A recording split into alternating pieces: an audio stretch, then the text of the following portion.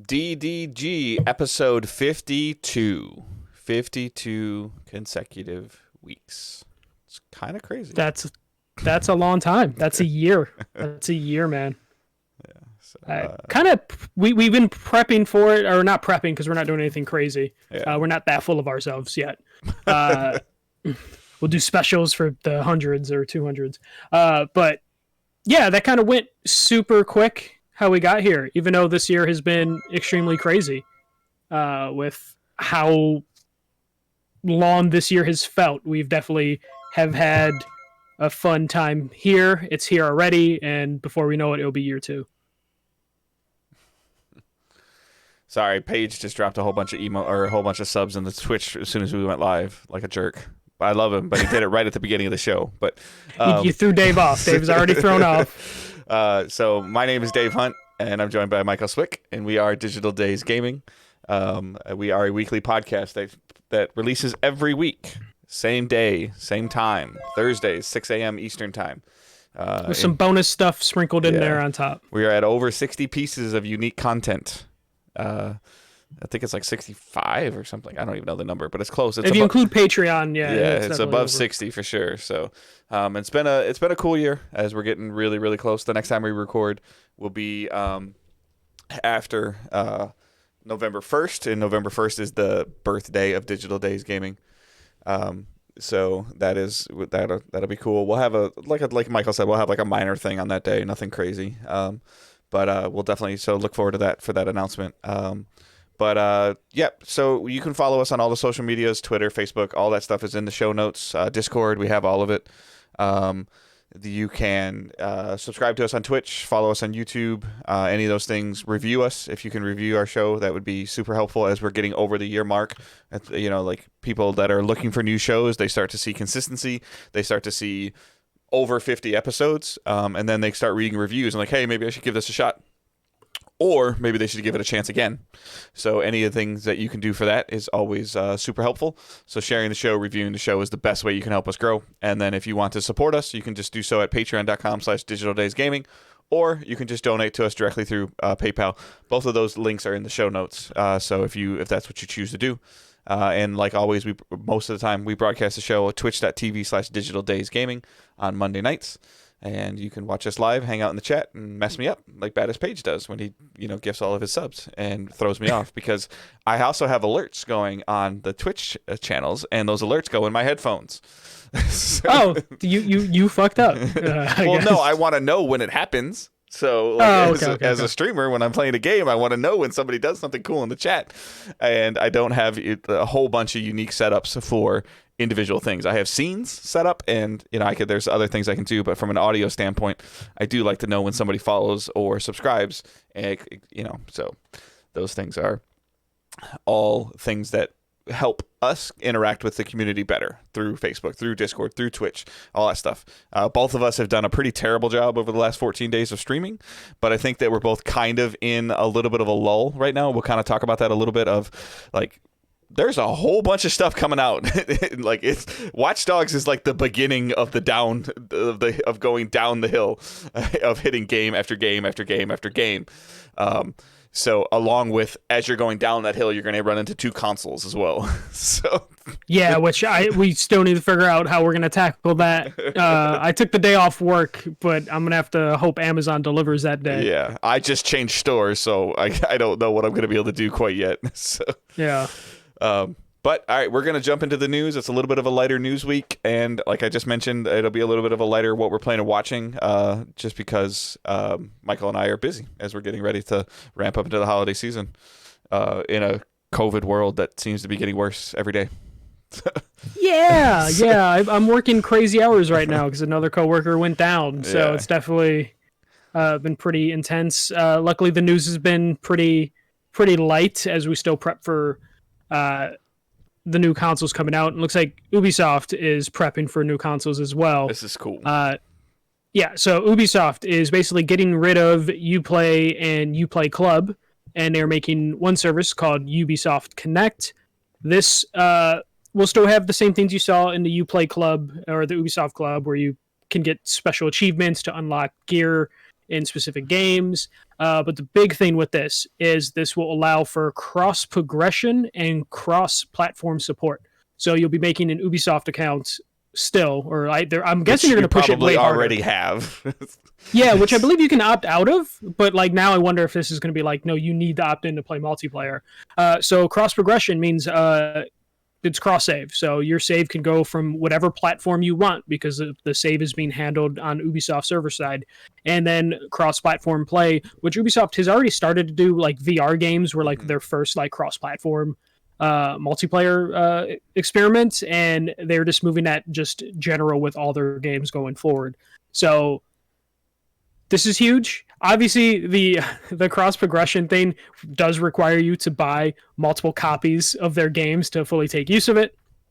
But if you're that crazy, this is a way to do it. Or if you take advantage of Game Pass, the Ubisoft PC streaming service, which I don't think is going away, that's a way you'll probably end up with multiple copies. Or if a game releases PS Plus, Yeah, they have a subscription service on PC similar to like Origin Access and Game Pass of where you can sign. I don't remember the exact name of it. Like I wanted to say it was called Uplay, but I don't think it is. But I think Uplay Plus. Probably. Yeah, that might be right, and that would give you day and date like full collector's editions of the games. It's like $15 or $20 a month, and you could play Watch Dogs, you could play Assassin's Creed, you could play the whole. It's you pay the subscription, you get access to their entire library on PC. So that's the interesting part that like jumps into my head right away of like a game like The Division 2 for me that I actually own it on PC and I own it on PS4. And to be able to jump back and forth like that, it's a really cool feature that I can do with Destiny right now. I can play Destiny on 5 different platforms, four different platforms. Yeah, or, and I can just jump back and forth as I need to. I can play on Xbox, I can play on PC, I can play on Stadia, I can play on PS4. And my character's there and all my stuff is there, and it's great. In terms of how that works, and this is really cool. I think they're being very, very careful with their wording because they just kind of talk about like games coming out going forward.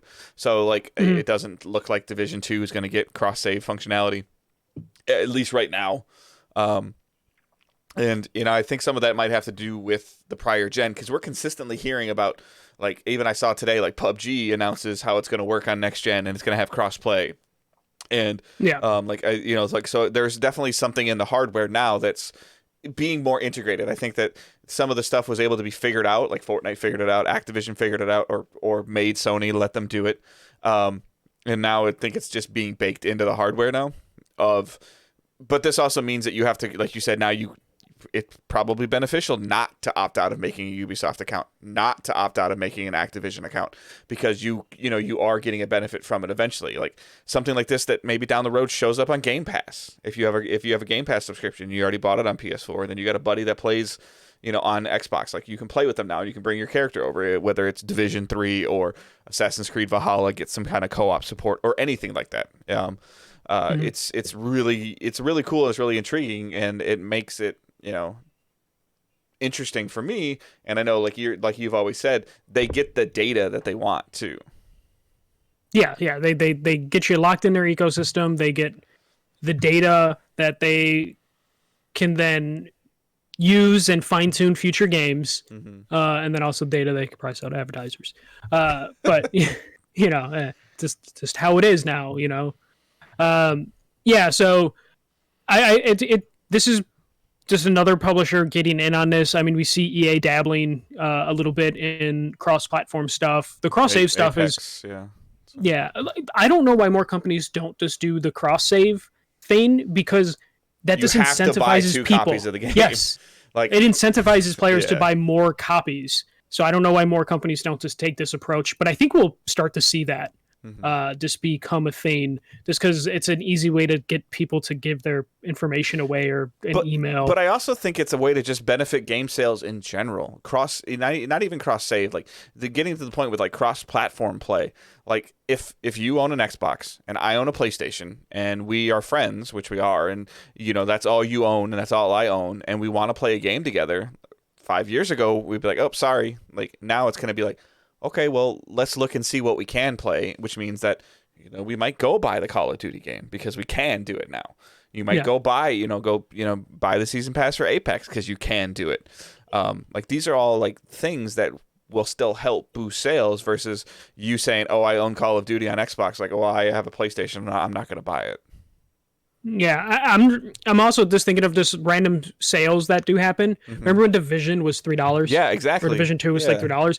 That would incentivize someone like me with multiple platforms to be like, ah, fuck it, maybe I'll just buy them on all the platforms just because right. my cross, all that stuff's gonna just like work. Or we had like So when it was going on, we had a like there was a lot of people in the community that were playing it. There was a 2 or 3 people that were playing it on Xbox and like 10 or 15 that were playing it on PlayStation. But now it meant that I might have been more inclined to go and spend that $3 on Xbox to play with those 2 or 3 people yeah, because I could just bring my character. yeah, but now we'll have cross-platform play on all their games going future, so you Hmm. won't need to buy multiple copies to play with your friends. But if you're inclined to, for some reason, you definitely can. Right. Good move by Ubisoft. One of the only good moves they've done this year. But I have a feeling we're going to see every major publisher make an announcement similar to this over the next year. Just incentivizing people to just sign up for their platforms just so they can do cross save and cross play. Hmm. So I'm happy with this. I'm hoping we see more and more of this pop up around the industry. Let's go to something I don't want to see continue to move around the industry. I don't know how I Another missed this week. So It was announced today, I think. okay. Uh, Facebook, they're launching their own cloud gaming service. It doesn't really have a name. It's just going to be an addition to Facebook Gaming. Jason Rubin is going to take over this, which he is co-founder of Naughty Dog. He left Naughty Dog to run THQ for its last year before THQ went bankrupt. And then he went from THQ to Oculus, which is owned by Facebook. So now he's just being moved over within the same company from Oculus to this new streaming service. The hook with Facebook's streaming service, which they kind of took shots at, some of the other streaming services like Stadia, they're not going to overpromise shit. They're going to launch with 5 free-to-play games, and they're only going to do free-to-play games. And this is just going to be an extension of that, and these games are going to be playable in like your Facebook newsfeed or your Facebook Messenger. So just like quick ways to load into these games. The only reason I bring this up, even though most people here probably won't give a shit about these, this will attract some publishers to try out putting their games on Stadia, or not Stadia, on Facebook Gaming, because of the large amount of people signed up for Facebook. Yeah, the user base, the install base for sure. They're all free to play stuff. Yeah, it's super fascinating though because I feel like that I don't know if they if they will or won't, but Facebook could take really large advantage of this, of going through their streamers, their popular streamers, and maybe paying them or incentivizing them to play these games. And then while you're watching them play, you can play. Yeah. Like that's a pretty big deal. If it, if something catches fire, like if, catches on with, like if there's 4 or 5 free to play games, one of them might be okay. One of them might be fun to play. And then if you can kind of play or interact with the streamer, or, that's what, that's what a lot of people like to do, or but again, it's all going to be dependent on if they can get the streamers to play the games and how they're going to or not going to do that. Facebook has been very aggressive, even prior to Mixer's shutdown, with some of the streamers that they went after, for some contracts. They weren't going as big as Mixer was, but they also did inherit a lot of people from the Mixer transition, pretty much saying, if you're already a Mixer partner, your status stays the same with Facebook. They kind of gave them an easy entry point to come there, and now that they can, use something in there of, it could be maybe in the future contract of like, hey, you get a better, rate for your stars if you play our games for 5 hours a week, something like that. Yeah, they can easily do some crazy incentives for it. Right now, the launch lineup is nothing special. We're looking at Asphalt 9 Legends, which is just like, I feel like I have seen that franchise in the Android store forever. Well, they're not going to be crazy if you can play them on like Messenger, because like that's going to be mobile based. So yeah, but like these are streaming services, so you're basically just opening up a browser and then playing from the streaming, like a Stadia-like experience. So these games will eventually probably get a little bit more, impressive or like bigger quality, depending on if Facebook cares about this. Mobile Legends Adventure, PGA Tour, Golf Shootout, Solitaire, Arthur's Tale, WWE Supercard, and Dirt Bike Unchained. So just like basic mobile free to play bullshit. The thing that you need to watch for is Facebook owns Oculus. Oculus is already forcing people to make Facebook accounts if you want to play on the Oculus. Like you can't opt out of that anymore. So Facebook is in the gaming business right now. It's mostly in VR. They can easily, if they want to turn this into a thing, they have all the money in the world. They have developers through Oculus. They can start probably putting bigger games. This is basically their test run. They're not going to do the thing where Stadia, when they did their beta test, they used Assassin's Creed Odyssey with it, you know, to like really impress people and show you like this is the future of gaming, and it was really impressive. But they didn't have a game plan. These Facebook looks like they are actually going to go with like the bare minimum like beta test before building up if they decide they want to build this up. It's just too much. I mean, like with Amazon and Stadia and xCloud and Facebook and all these other things now. Like there's rumors of what we've already been talking about, and I've been saying that I wanted to see an app for Game Pass or for xCloud. And they're talking about hardware. I don't want to see a streaming stick for Xbox, but I mean, I don't want to see an Amazon Fire Stick style or Roku thing for Xbox. But I mean, what are you gonna do? But if there's like a $40 stick to get xCloud on your TV, yeah, I mean, yes, probably consider it. The ability to better connect to a controller versus trying to use a browser. I mean, I don't know. We'll talk about that a little bit because I did play a little bit more xCloud. So yeah. So we just have another big company in it. This only scares me because Facebook does have the money to buy studios if they wanted to give this a big go and lock up some studios, like how Amazon has like locked up and are holding some studios prisoner, it seems. This is just more of an arms race, and people forget like PS Now is on PC. So like there's a lot of streaming options available right now, and only a few publishers like third-party publishers that are like available to like hop on all these different platforms. So we're still in an arms race, and now Facebook will fight Amazon and Microsoft. Well, it's just a Google. bunch of publishers now. Like that's like you got Ubisoft, you got EA, you got Xbox, you got Facebook, you got Amazon. Like these are all people that publish games, and they want all of their profits instead of trying to find something that's like I would almost rather see. I mean, I know it. Like I'm just using it as an example. I'd almost rather see Ubisoft partner with Microsoft and put their games on xCloud. But they have their own streaming service that they want to pimp, so like they're less incentivized. Too much stuff. I mean, yeah. It's funny. We're having the problem that the cable stuff went through. Where like everyone wanted to get rid of cable because there was just like too many channels. People only watched a couple, and then internet providers came in and made it a la carte, but it was such a mess to try and cobble together a thing to where, you used to pay cable like $120 a month for, but then you replaced it with like, okay, so I'm going to get a Netflix subscription. I used to pay $120, but now I pay $10 for 12 apps. Yeah. And exactly what's going on. And it's just like, oh yeah, I used to buy my games at $70, but no, I pay Microsoft $15 a month. I pay Stadia $9 a month. I pay Uplay $50. You kind of go into this. Those are all valid things. Like it's the same conversation we've had about Netflix before too. Like those are all valid. Like if you, for whatever reason, if there's the 10% use you get out of Netflix is worth the 100% of the cost.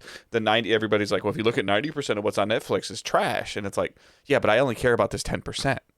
You know, so it's like that, that makes it, worth it. Like if, I don't know off the top of my head, like how much Xbox Live cost individually right now, but if you're going to pay $10 or $12, or, like, I don't even know, like $8 a month for Xbox Live, $60 or $70 for Xbox Live for a year, and you could get Game Pass for an extra $100 with Live and get access to all these games. I was in a Twitter conversation with someone the other day, and I was running the math. Like, if you are a Bethesda fan, as an example, and you want to play Doom Elder Scrolls, and Fallout. And if those 3 games come out in 2022, you could spend $210 on them at $70 a piece, or you can get a year of Game Pass for $180. Yeah. Like it. Yeah, the cost thing is definitely going to play a big part in it. I don't know. Do you see Facebook sticking with this? Like, we're worried about Google. Like, do you see Facebook sticking? I'd have to see what these games turn into be and how they use their streamers. Like I don't want to say yes, I don't want to say no until I get to see how they actually do it. That's fair enough. Because they've made some games like, oh God, I'm gonna date myself. Like Farkle, when you were playing Farkle on Facebook, the dice game Farkle, like a Yahtzee style game. Oh, okay. You could have said Farmville. Yeah, okay. Which they just killed those servers. Yeah, but I mean that was a thing for quite a while, and it was, and we all got those. Your friend just added corn to their farm. If you like this status, they get extra corn. Like I don't want it to be to that extent. But I could see them doing something like, you hang out in King Gathalion's chat for 2.5 hours, you get extra points in your game. Man, I don't know how many friends I deleted because they were playing that Mafia Quest game or Farmville stuff, where that stuff is just all just like going through and just piling up. And I don't know. They have the money, they have the resources to make this big if they want to, and to introduce people. It's just gonna be a matter of what deals they sign or what companies they end up purchasing. But who knows? We might have put more time into this discussion than Facebook will actually put into the discussion of the future of this. I don't know, man. They're doing a pretty good job with the gaming stuff, like separate apps and the way that they are able to allow people to interact. They're really been, from the streaming standpoint, they've done a cool job of like what Twitch can't do and build a community when the streamer's offline. Ability to use pages and groups and stuff that, like Twitch, if you're not live, like some people hang out in people's Twitch chats when they're not live, but for the most part, like that kind of just gets used as a bulletin board. But this way, like the streamer can put, like put a post up like we do, like, hey, what's your favorite thing, or what are you guys doing this weekend? And it builds, interaction and community amongst the people. And I think if they're able to integrate rewards into these games for that, especially from a free to play game, I'm okay with it because the game's free to play. Yeah. Let's move on though before we get too deep into this, more than we already have. Okay, so this one's just a quick story. I think this is kind of cool. A bunch of PS4 first-party games have been getting patched over the last 2 weeks. Some of these patches which we seem called. To be, yeah. I mean, everybody called, not we did, but we knew that this was coming. Some sort of work being done. So 2 games of note that were patched that people saw the differences right away on PS4. The Last of Us Remastered and Until Dawn, they were patched to where their load times are basically non-existent. The theory behind this is they needed to patch them so they'd work better on PS5, which I guess maybe makes sense. But there's also a rumor that Sucker Punch may have worked on some really good compression stuff, which is why Ghost of Tsushima doesn't really have load screens. So Sony's just implementing whatever compression Sucker Punch came up with on some of their older first-party games, so those games work a little bit better.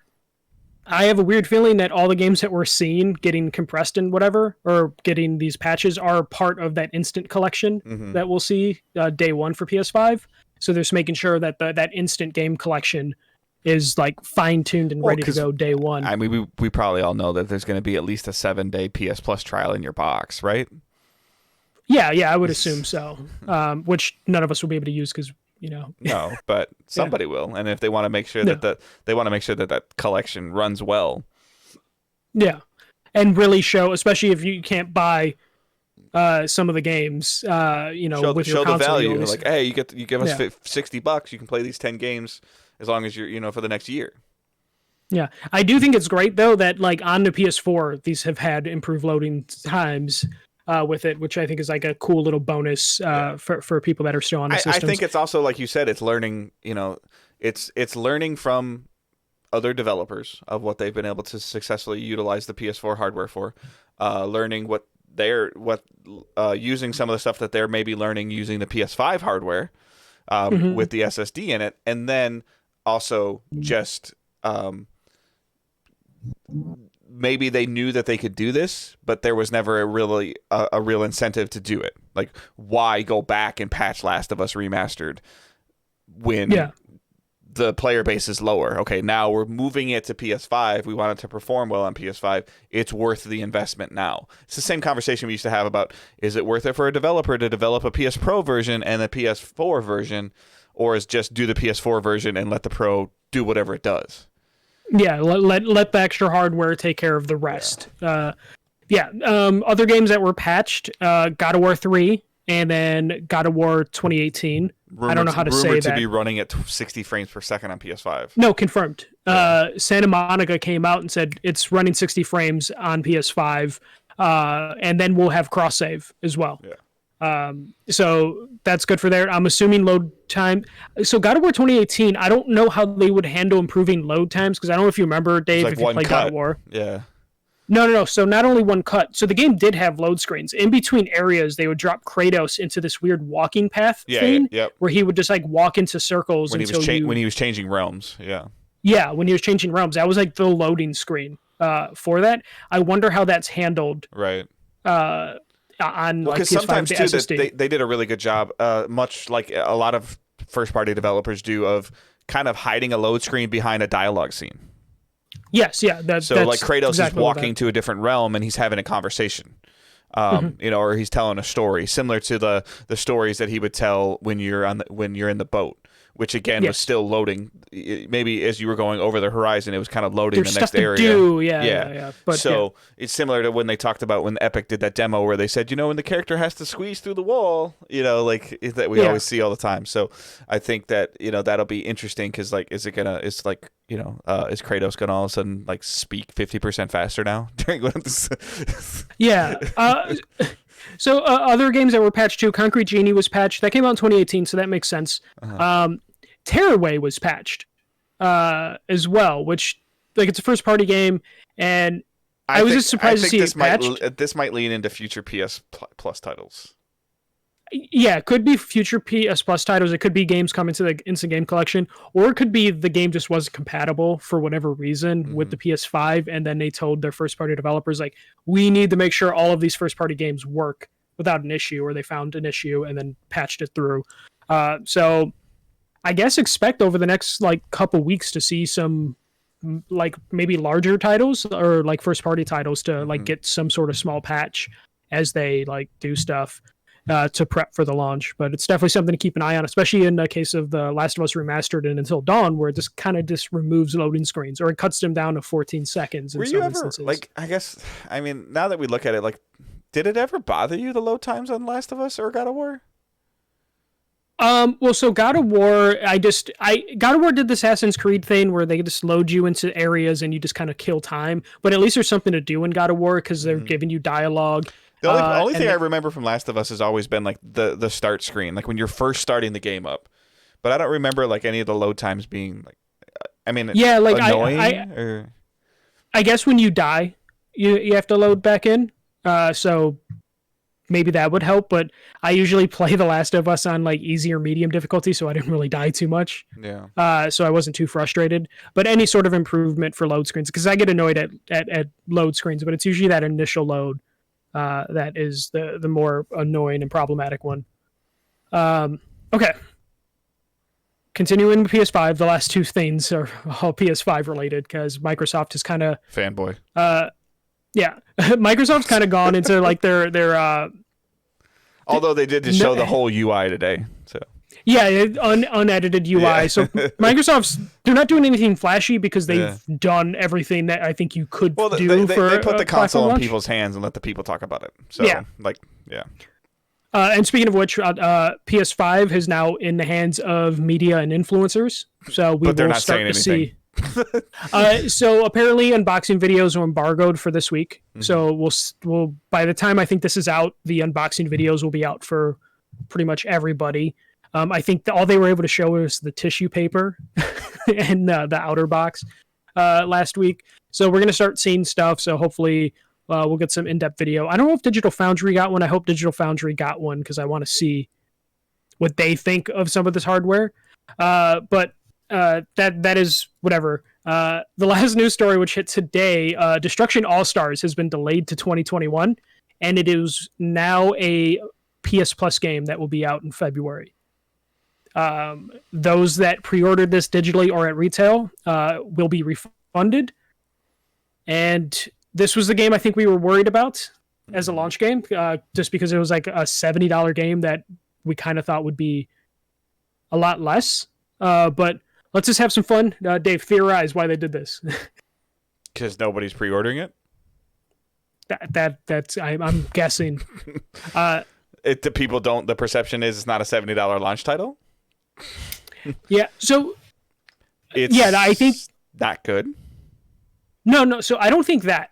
I don't think that it's not good. No, I'm guessing the pre-order numbers were kind of low. They might have needed more time just because developing games is hard as fuck. Why not just make it a Plus title now? Yeah, which makes me think that they want to add some extra polish. No. And 3, I think this shows you that they're confident in this game, but they know realistically no one's going to want to spend $70 on it. So they want to give this game the best chance possible. And to do that would be to make it a PS Plus game. Yeah. If they see a long future in this multiplayer, PS Plus would be the best way to do it. Look at Fall Guys, look at Rocket League. How many trailers have we seen for this game? It's been in like every trailer, PS5 thing. I one, I think. Okay. And we've seen Miles Morales played. We've seen all these other things like multiple trailers, story trailers, games being, is being played. And then it's like, oh yeah, by the way, Destruction All Stars is still coming. So I think that, it maybe like to your point, like maybe it's ready, it's ready as in it's playable, but maybe there's some quality of life stuff that they still want to work on that it's better just to hold it. Maybe it has extensive microtransactions in it. And maybe the feedback they were getting, I was like, hey, you're really going to charge $70 for this game and have this many kind of things in it? So they're like, okay, let's just give it away with Plus, and then maybe we can just hide the fact that, it has all these things in it. I'm not saying that it does or doesn't. Yeah. This is a great, PS Plus seller, and maybe, kind of like what I talked about. Like maybe there's a 90-day PS Plus subscription in there, and this is at the end of the 90 days. To maybe incentivize people to continue PS Plus. I'm just guessing. I don't think that's possible, but well, I mean, another carrot on like whether it's a 60-day thing. So like like at the end of January, it's like it's like, hey, your subscription is expiring, but re-up and get Destruction All Stars next month. Like in terms of using it kind of as like a marketing thing. Like when they used to have the instant game collection on that was advertised all over the box. Like play these 9 games or whatever it was. So it could be like some kind of marquee title that that we're running. Chandler on Twitter was like even saying today that he's wondering like, are we going to get PS5 games for Plus in November and December, or is this kicking off PS5 games in February?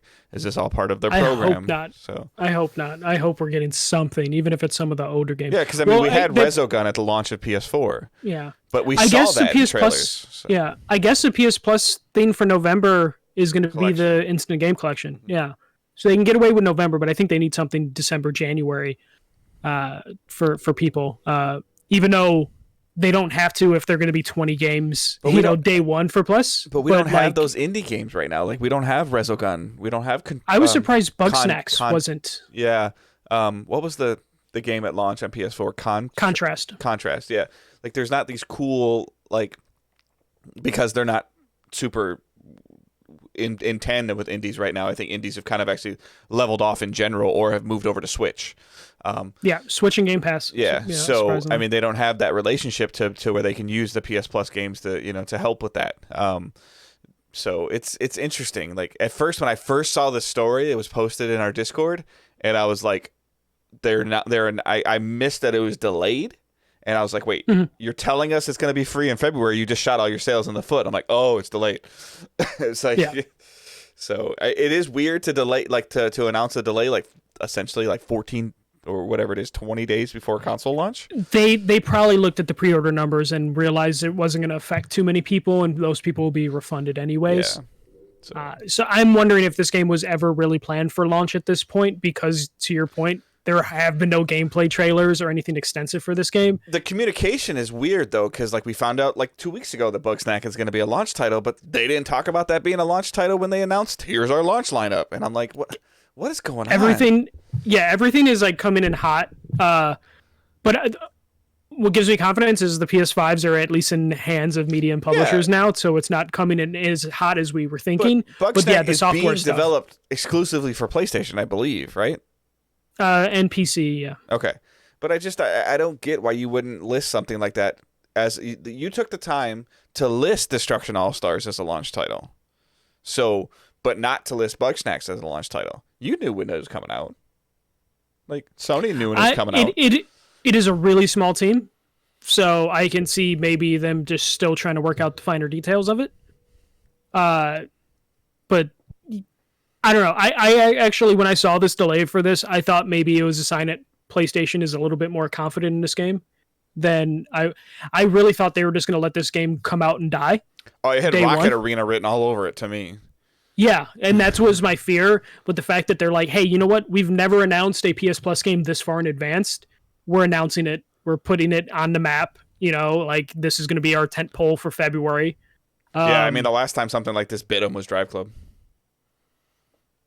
True, but that was a bad messaging because it was like there's Drive Club and then there's Drive Club PS Plus. Right. Like this is at least, hey, this is Destruction All Stars, the game that costs $70. It's going to be free. It's just like in February. And again, I mean, I can only compare it to the PS4 launch or to the like, and we don't, and I can't compare it to Xbox because Xbox doesn't have any like major launch titles at launch, next gen launch titles at launch.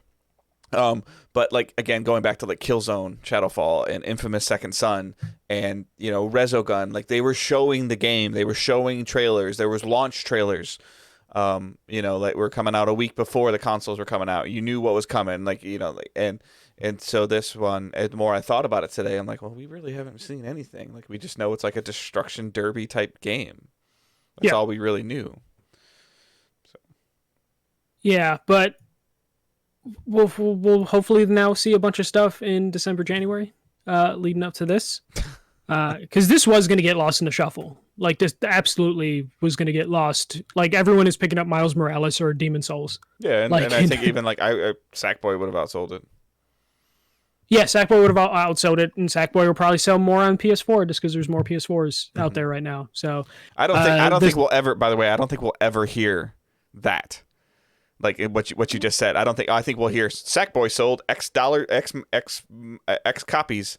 I don't think we'll ever hear across PlayStation platforms. Correct. Yeah. I don't think we'll ever hear like Miles Morales did this much on PS5. Like it'll just be similar to how they talk about PlayStation 4 numbers. This many consoles sold. Well, how many pros? We sold this many consoles. How many pros did you sell? Did we tell you we sold this many consoles?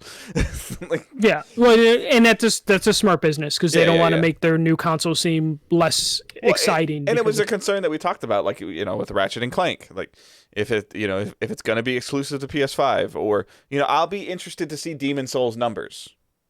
Because he can only be played on PS5. Yeah. So, and then depending on how many, and within the first 90 days, like how many PS5s sell, how many of those people that buy a PS5 buy Demon Souls, like that attach rate is going to be fascinating to me.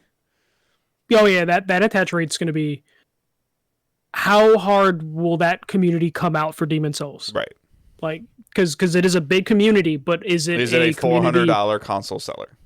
Yes, and that's going to be pretty key for that. And right now, that is I believe, other than Bugsnax, that is the only PS5 exclusive title at launch. If you don't count PC for Bugsnax. Yeah.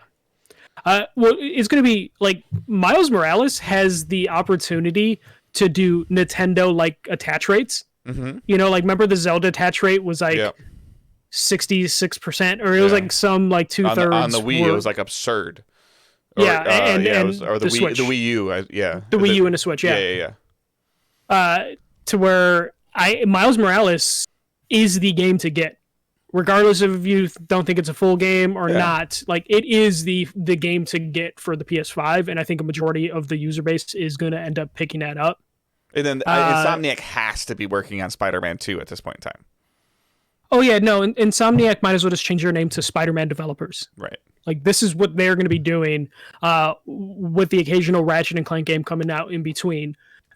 This is what Insomniac, like, all they're focused on is going to be building out the Spider-Man. And I wonder, there's one thing I don't think enough people are talking about. What if Miles Morales is really popular? People love the Spider-Verse. I love the Spider-Verse movie. What is Spider-Man 2 going to look like if they have to put Miles Morales into the background again? Like, I want to know that balance. Or they have almost, they could have the potential to have two similar franchises running coherent with each other, a Miles Morales franchise and a Peter Parker franchise, where they kind of cross over as they deem necessary. Like, you could have a 5 or 7 year or longer development out of this, depending on how long, Spider-Man is Spider-Man, just like Batman is Batman. Like, they carry weight for a long time.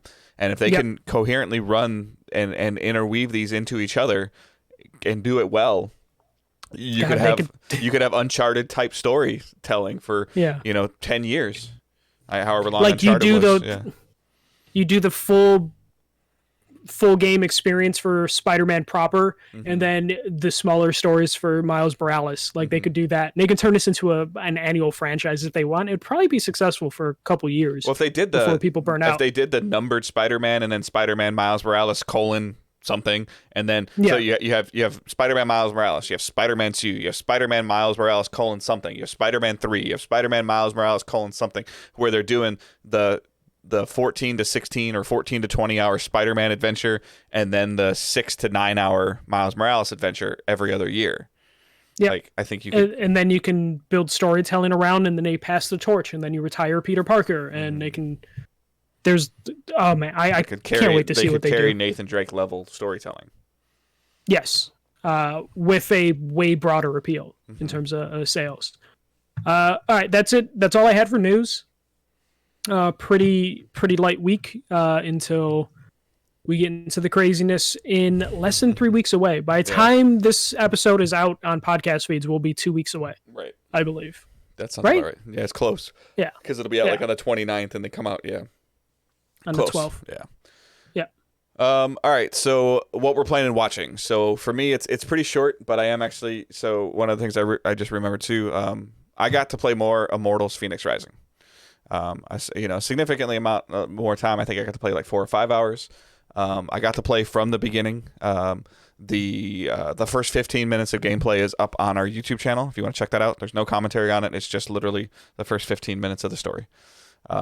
If you don't want to be spoiled, don't watch it. Don't comment that you didn't know that what it was. Don't be that guy.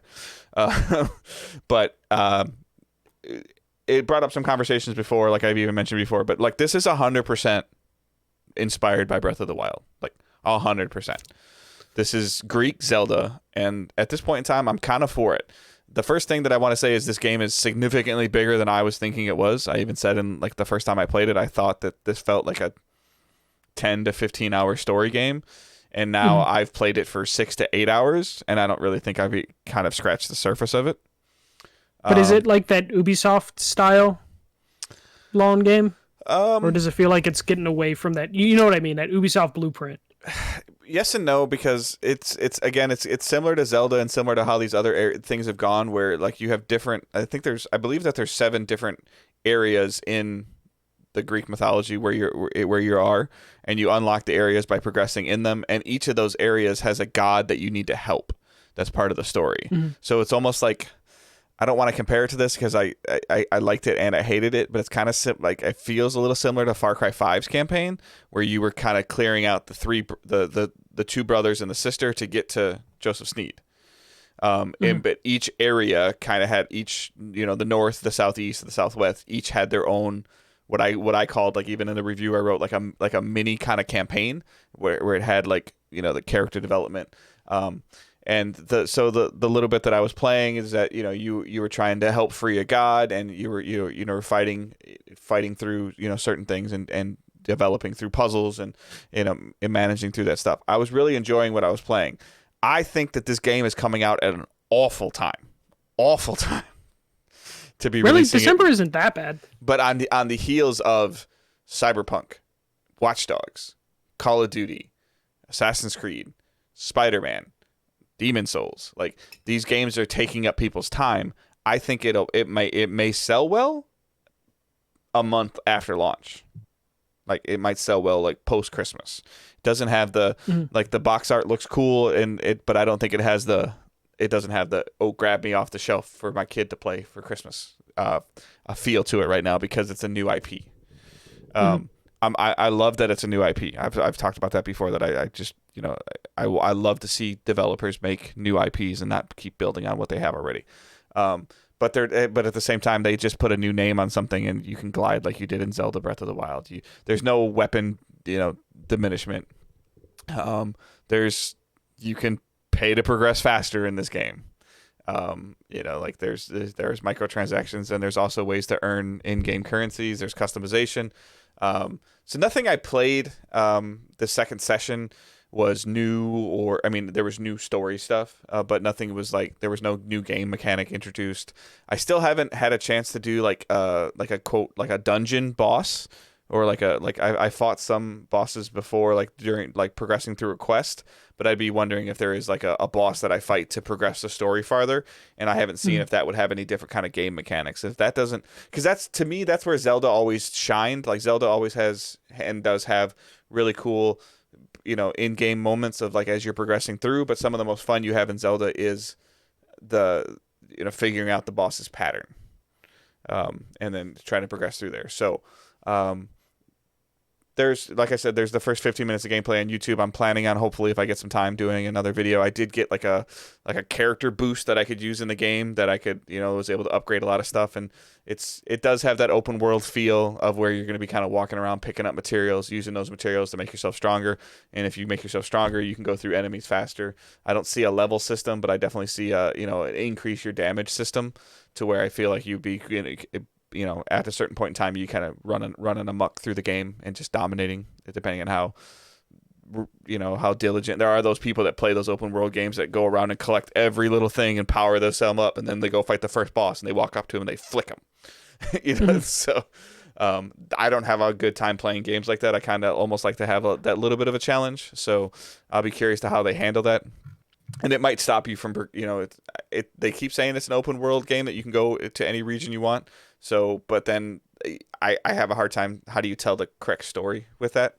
But that also leads me to believe that each of the gods that you help is going to be their own self-contained story, which is good and bad. Yeah. So, but so if you haven't checked any of that stuff out, I've got impressions of Immortals on a YouTube channel from a couple months ago, and I've got the story thing from just like a couple weeks ago. Then I've still been messing around playing Knack with Owen just a little bit, but I didn't do a good job this week, and I said I was going to talk about it a little bit more, and I forgot to post pictures of it. So this Android controller that we picked up is it's IFYOO. So it's an Android Bluetooth control, IFU One Pro wireless controller for PS4, iOS, and Android. So it obviously works on those platforms. The thing that's really cool about it is it comes with a controller mount. So that you can adjust the position, and it holds my phone. It holds my Samsung S9 Plus, and it connects really easy. It's PlayStation based, so like when I'm playing xCloud, the buttons on my controller are different than the buttons that are on the screen, but Yeah. that is what it is. The triggers feel really good. The face buttons feel good. The controls are very well. I played Dead Cells on xCloud in bed the other night while I was watching baseball. I just kind of took the controller and put it in there and had the baseball game on the TV, and I was messing around in Dead Cells. I hadn't played Dead Cells before. So that was through like I said, through xCloud. And that's a little bit of a precision platformer. I didn't have very much of a problem. I suck at the game. I only played it for like 15 or 20 minutes. But I have dabbled a little bit in Destiny with this. And I just think that like comparing the two, Dead Cells runs better on mobile than Destiny does. And I Okay. think that has to do with just how broad of a game Destiny is compared to how not broad of a game Dead Cells is, if that makes sense, in terms of what's going on the screen and what they're trying to accomplish and things like that are happening in the game, along with varied Wi-Fi connections and so And the always online aspect of Destiny, right. technically. Yeah. So like it'll be interesting. I need to dabble in a little bit more games. I did run into like an interesting problem. So my Xbox One is downstairs in my office where I am now. It's unplugged right now. And when I went to I wanted to check out Ori and the Blind Forest on mobile, on xCloud. It had actually told me that I'm still playing it on Xbox, so I couldn't like I couldn't play it.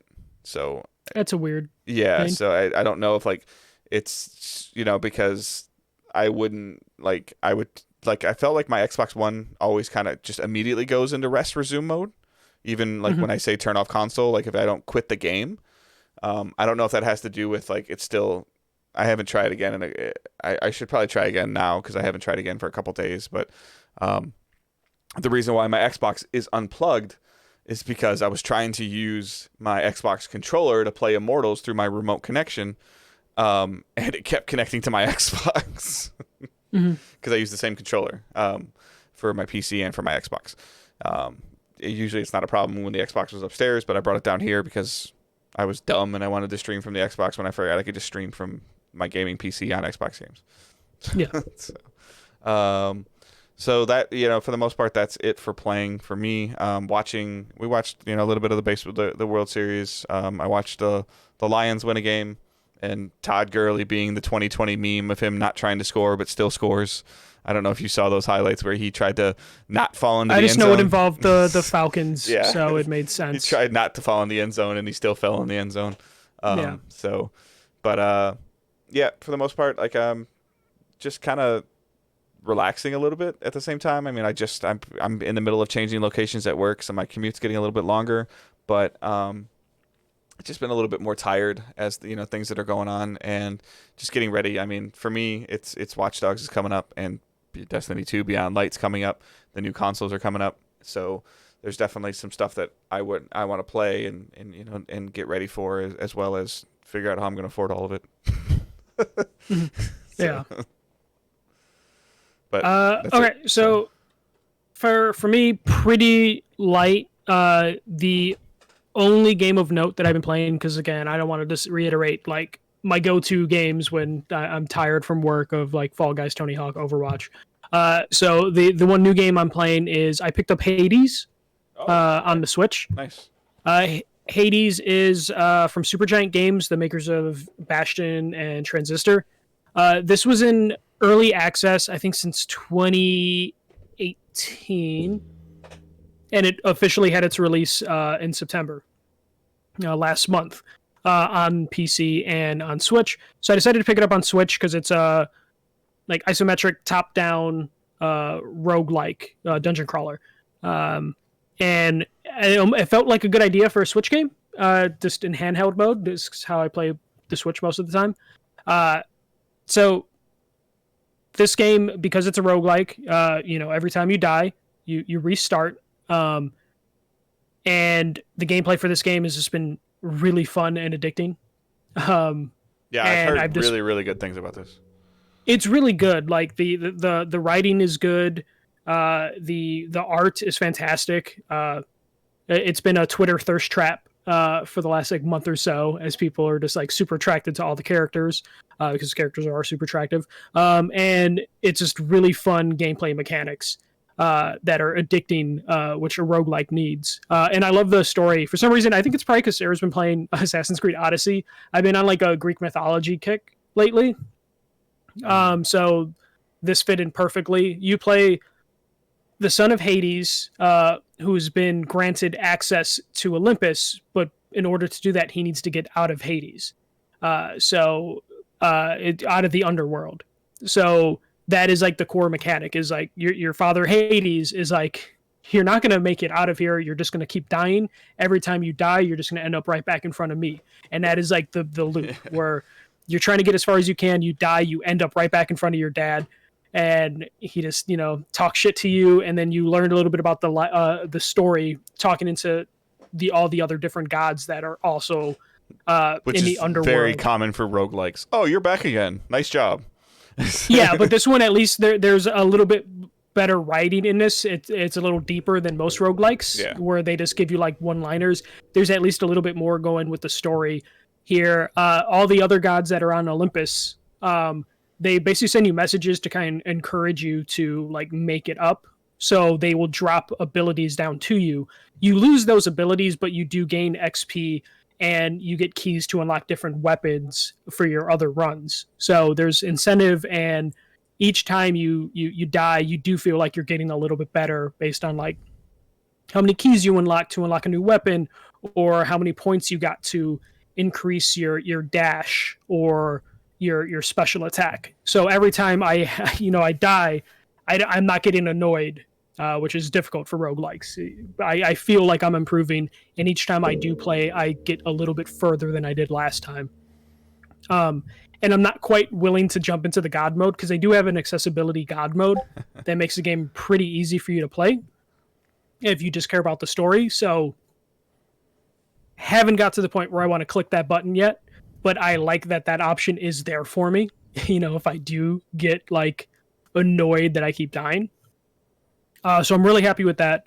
It runs really well on the Switch, or at least in the early going. I'm still like in the like, I think there's like 4 or 5. I think it's 4 like biomes or whatever, like different areas that you're going through. So I've only been in like the first area and a little bit of the second area.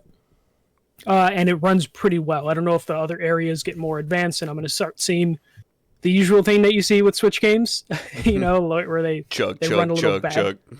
Yeah, so far none of that. Like the art style works really well, and the mechanics work really well with the Switch in handheld mode. Though I might start putting it on my TV because the Joy-Cons I just feel are just too delicate. Yeah. Like especially those analog sticks. I just bought new Joy-Cons. I don't want to break these analog sticks. That extra controller I got, those little grips, but I know at the same time it kind of defeats the portability purpose of the console. So. And yeah, like I might pick those up though, just because, like those extra grips, I really like those because I prefer to play handheld, so I might end up picking those up, just because they're cheaper than if I break my Joy-Cons, which are like $80. Especially like I don't know what it is about left Joy-Cons. Like I already feel this one drifting, like starting to get crappy, and it's just like the right Joy-Con's a champ and not breaking on me, but that left Joy-Con, the left one is how you move. I know, but like it's just I do like when I play sideways, like even when you put the controllers like next to each other and you play like just with one, something about that left analog stick, just the left one. So that has been like my primary game to play. Much like you, I'm just kind of waiting for all the other games to come out, and then I'm gonna have no time and too many games to play, because. Like I'm looking at like day one PlayStation, like I'm playing Miles Morales. I'll probably play it in one sitting if it really is like 6 to 10 hours. Mm-hmm.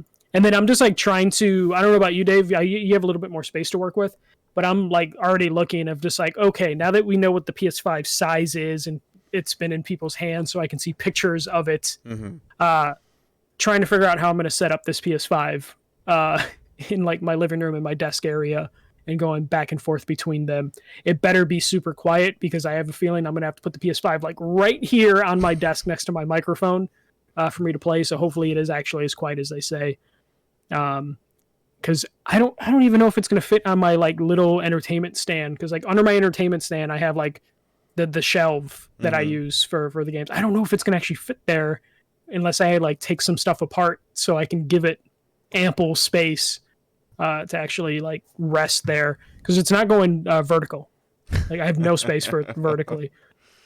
But yeah, that's it for me. I haven't even really been watching stuff. Me and Sarah are still going through like scary movies, but we haven't had a really good one in a while. They've all been kind of like middling. My wife tried to bribe her to send baked goods to our house, and she doesn't want to. yeah, she's been making like Halloween like cookies and cupcakes and stuff. So I've been enjoying that. So just getting ready for Halloween, and Halloween will be weird, which we talked about in our Patreon episode about how we're doing Halloween in 2020. But yeah, that's it for me. I watched a little bit of the World Series. I got to see like the mistake bullshit that happened with the Rays, which just cracked me up. Yeah. But I have been watching too much of that. I watched a little bit of wrestling, but even then, like, I couldn't tell you what happened at the wrestling thing I watched, because it's like I'm just super tired after work and just sit down and like I just need something mindless for me to watch, because I can't concentrate on playing things until my day's off. Right. But that's it for me. All right. Not a problem. We will go through some of these questions really quick, so you can send us your questions. #AskDigitalDays. On Twitter, put it in Facebook, put it in the group, put it in Discord, put it anywhere. You don't have to wait for us to ask. You can just send them to us. Like Robert did. He says, "Do you think Sony would ever bring back another handheld like the Vita? I've just started to play mine again, and I forgot how good it actually was." I don't, and I think that at this point in time that they would just use similar to what Xbox is doing. They'll just use the cell phones as a way to do something if they were going to do anything like that. They might make Sony mobile-based games or cloud games. Yeah, I don't think they do. If you would ask me like early in the PS4 generation, I would say like, yeah, you know what, the Switch is doing like cool things. Maybe they'll look into that, but they're the number one best-selling console. I don't think they need to go back into the handheld market because they are number one in the home console market. I think their first So party studios have moved on from mobile limitations, or not from handheld limitations as well. yeah, I think you only get a portable PlayStation game if it's on a phone with PlayStation Now in the future. Uh, I I liked the Vita in terms of how it was built, but I outside of Persona Golden, I didn't really play any Vita games long term. So like I don't Yeah, think I Sony has remember a reason I to. remember enjoying like Uncharted, and I played a lot of the PS3 God of Wars on Vita. Like I got some good playtime out of Vita, but not what I spent on it. Yeah, like the Danganronpa games Mm-hmm. and Persona are the only games that like I spent significant time on a Vita for, and those are games that I didn't necessarily need to play on the Vita. Mm-hmm. You know, like I didn't feel like this was a Vita only experience or best on Vita And I don't think the Vita was a experience. failure. It didn't work for me. And like I said, because I just don't. If I commute anywhere, I'm holding a steering wheel. Like so. Yeah, yeah, and Like, and I'm in Chicago, so I'm Yeah. not playing a Vita on the bus. right.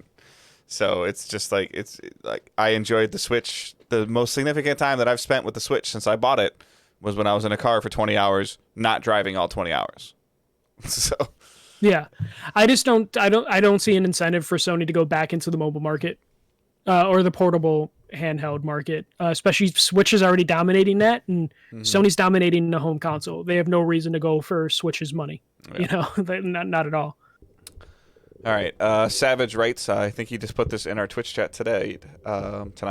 So you guys Yes. have talked about using Discord for parties on consoles. I don't know the service well. Besides cross-platform, what does Discord do better than parties on Xbox or PS4? I use well, Michael uses Discord a lot too, just not with me. Yeah, no, I talk to you enough once Yeah. a week. Jesus, and text message, Dave. Yeah. Ugh. I feel like the drop in drop out aspect of Discord is very functional. The ability to communicate to use Discord as a multifunction, as video chatting, voice chatting, and text chatting within a confined space. I really like, and the other feature that I really like about it is the ability to individually turn up or down certain people. Yeah. For me, it's a server, you know, like a group, breaking down the chat into different rooms. I think is really nice. Like in our Discord server, you know, we have like an Ask Digital Days thing where if people want to ask us questions, they can go drop it in that. We have a spoiler room that we put to where if you want to spoil a game, that's like the safe space to go spoil a video game. You know, Dave has Destiny and Division 2 rooms, and we'll add more rooms based on what the community's playing. So I like that ability as opposed to on console where it's just you just have one party chat. But if you don't and it sounds like, if you don't play Destiny or Division, you can just mute those channels and you don't have to worry about them. Like that's not your world. Like, and that's totally fine. yeah, and I can see who's on. I was just like, oh, Dave's on, and he's in like the general chat, you know. So I know like he's not playing Destiny, or he could be playing Destiny. But if Dave wanted other people to know he's playing and to join him, he would go into the Destiny room, and then people would know like, oh, let me hop in with him that way. So I like that, and the audio quality is just so much better. Like, yeah, I think that's dependent it's on equipment based. Right, it's equipment based, but you can also adjust that if somebody has a really hot mic, like I mentioned, you can turn them down. Yeah. And I think Compression or the Yeah. noise cancellation or whatever, noise gate. Yep. So is I mean, better. there's plenty. There's really cool things, and then I also think just like PlayStation kind of was doing this for a little while with the party chat, and I was like always confused as why they never really brought it to mobile. But sometimes people like to just like, hey, I just want to be part of the conversation. Like they're in there and like maybe they can't play, but they're stuck at a doctor's appointment or they're waiting for something and they have good connection and they kind of just want to hang out and chat. Like just just having a communal room or just being like there's been people that have been just kind of hanging out in my PS4 party chats. Sometimes they play the same game I'm playing, sometimes they're not playing, but we're just kind of like just chatting, just hanging out and talking, and I think that's Yeah. you could be doing that and playing a game on PC and I could be playing a game on PS5 and like it's just I really like it. So Yeah, and PlayStation tried to do like the community space thing where you can make a dedicated community with a bunch of members. But I just felt it was so out of the way that like Digital Days has like two, which me and Dave didn't even create, but like some listeners made like Digital Days Gaming like communities on PS4, and I love that they did that, but it's one of those things where you have to actively be seeking it out. It doesn't really bring that to your attention that those exist or there's actual activity going on. So like if they can somehow bring the communities aspect more into like the voice chat party chat thing, which is something I think they're going to do, that could be really big to make it feel more social as opposed to now on console, you just join a party chat because you're going to play the specific game with the people in the party chat. Like uh I don't really hang out in the party chats mm-hmm. on PlayStation just because I feel it's just kind of like you see what games they're playing and you're like, I guess I'll join in this one, but it just seems like it doesn't work as well as Discord. Like Right. Discord, I can just put in the background and pop in from time to time.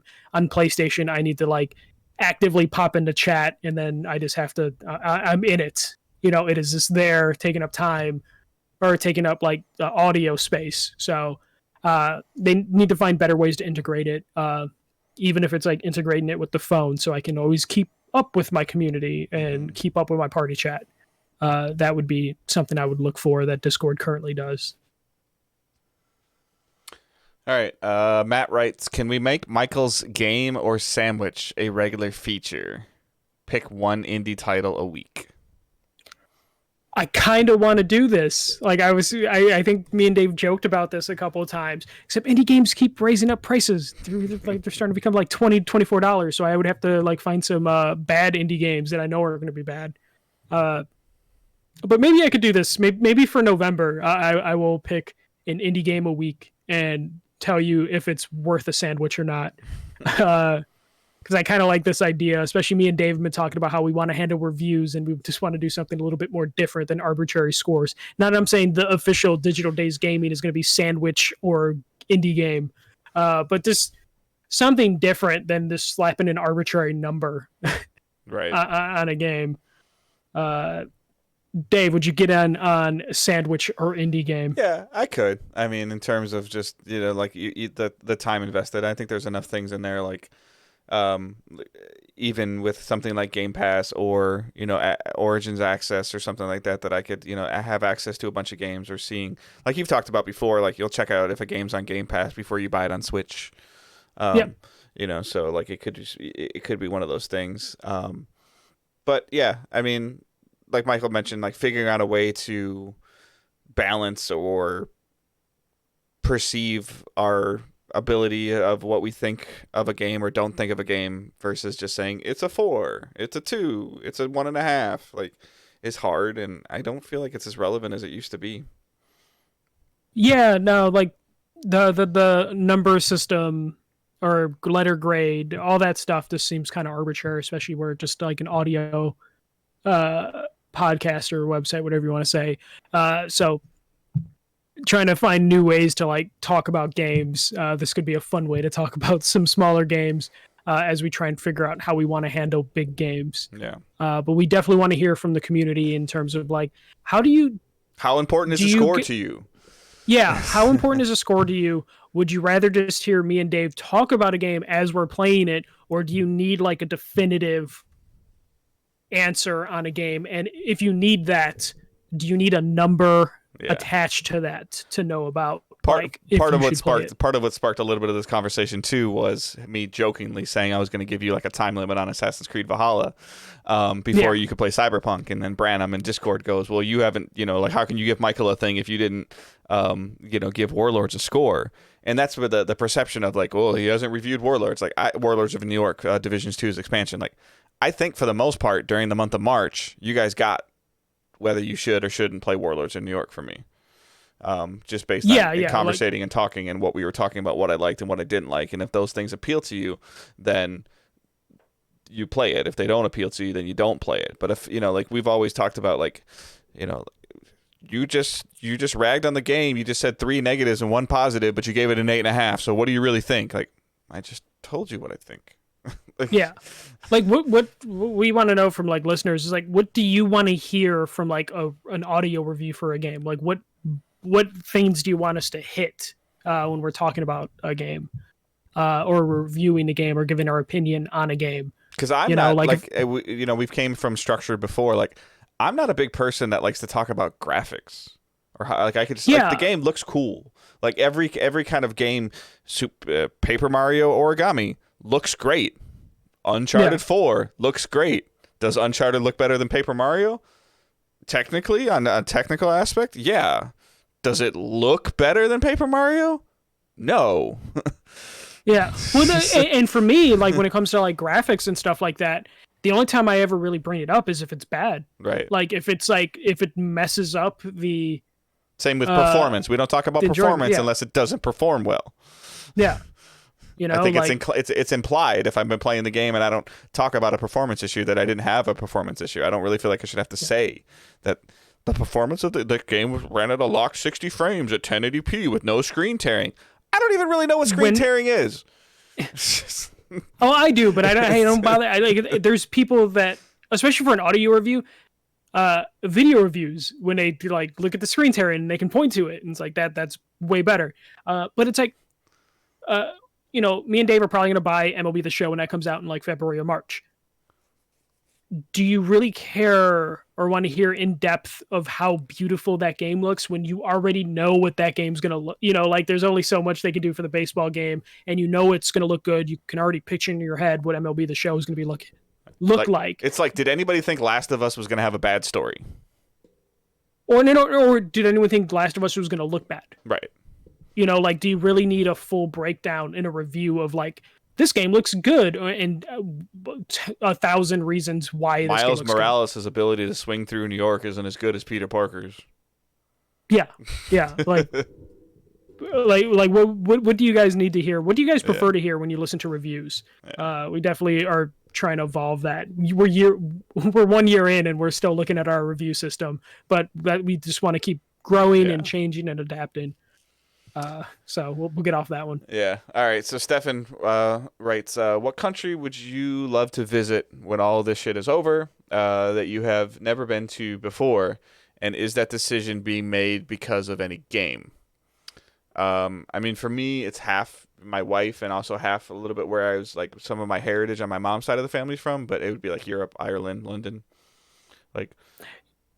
And that's not game based. It's just my wife has this tangible desire to go to London. I think London always looks really, really cool.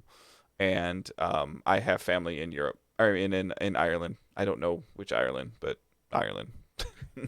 Yeah. For like, I want to go to Japan, but it's not really any video game thing, and it's not no fucking otaku thing. It's like I'm fascinated with how their city and their nature are. Like their city. That like the way cities are built in Japan and how they look, that neon stuff of Akihabara, that stuff always fascinates me. But then there's also like the beautiful nature side of Japan, and I want to visit Japan just to see both of those. And there's no video game reason for that. I'm not like trying to recreate the Yakuza series when I go there. The only country that I would want to go to, and it would be video game based, would be like Italy.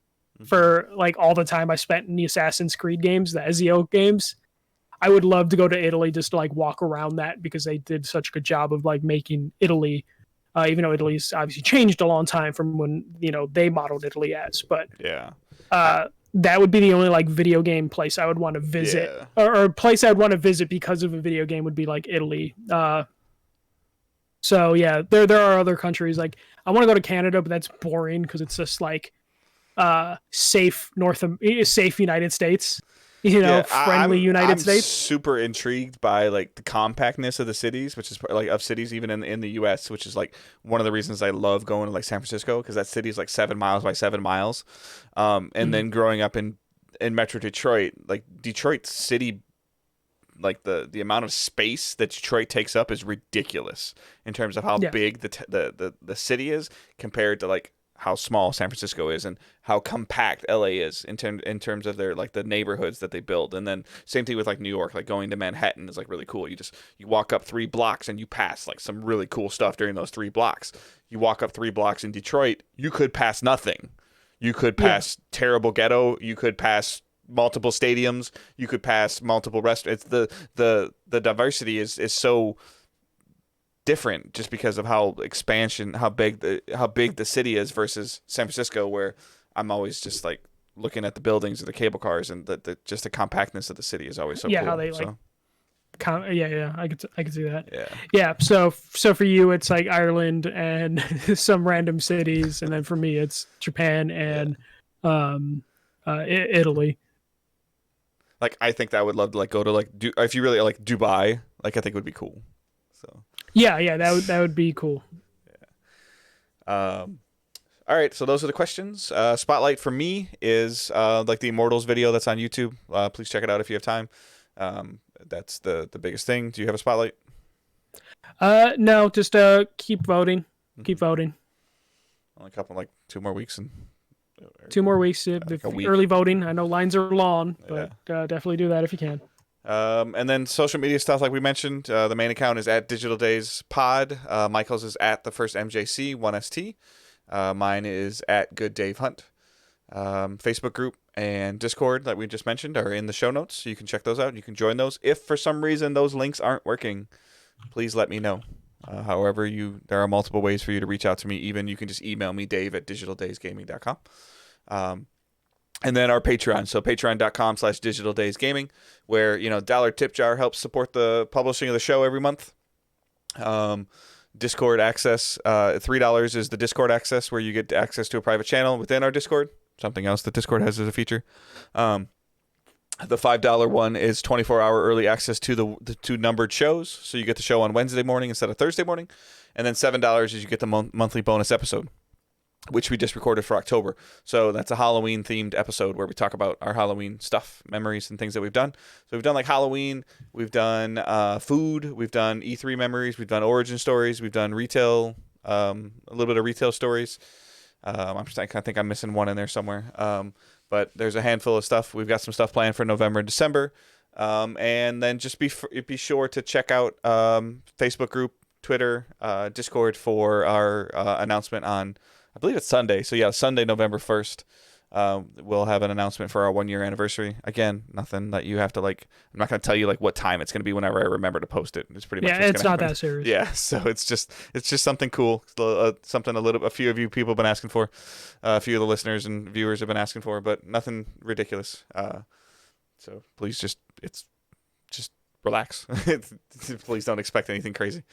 Like we're not going to like launch a $100 tier of Patreon or anything like that. So Yeah. But other than that, like Michael said, please, if you can, get out and vote. Do whatever you can to vote, and keep moving forward. And Michael always Don't tells everybody, don't be a dick. And see ya.